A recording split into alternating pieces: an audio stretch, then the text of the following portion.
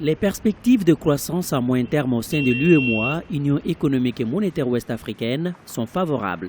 Ainsi, le FMI, Fonds monétaire international, prévoit une croissance du produit intérieur brut de la zone autour de 6%. Malgré cette prévision à court terme, l'institution financière internationale met en garde les 8 pays membres de l'espace UEMOA contre un accroissement des vulnérabilités.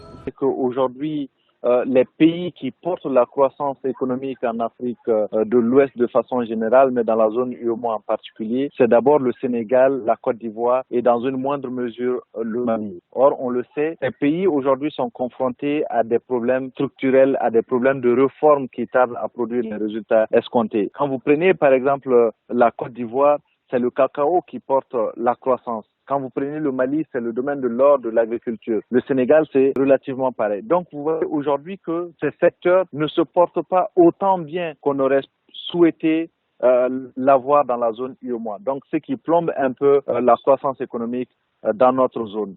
Les perspectives de croissance restent soumises à des risques baissiers importants. Il s'agit notamment de la situation sécuritaire, les ralentissements des formes structurelles ainsi que la baisse des prix de certaines matières premières dans la sous-région ouest africaine. Nous avons une croissance qui n'est pas soutenue, une croissance qui n'est pas durable parce que toujours les projections que nous les faisons sur le court terme à cause justement de ces facteurs-là. Donc aujourd'hui, il y a cette dynamique-là que nous devons changer.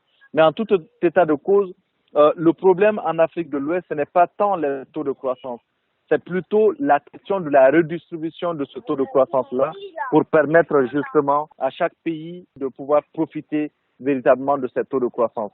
Cela devait se matérialiser par la mise en place des infrastructures entre les différents pays de la zone UEMOA, par des investissements massifs dans le domaine de l'éducation, dans le domaine de la santé, chose qui aujourd'hui tarde à produire les résultats escomptés. Le Fonds monétaire international recommande ainsi aux pays de la région de réduire les déficits budgétaires à 3% du PIB en 2019, et cela par le biais d'une mise en œuvre rapide des réformes visant à accroître la mobilisation des recettes, à améliorer l'efficacité des investissements publics et renforcer la gestion de la dette. L'objectif est aussi de créer un espace budgétaire pour les investissements dans les infrastructures et les dépenses sociales.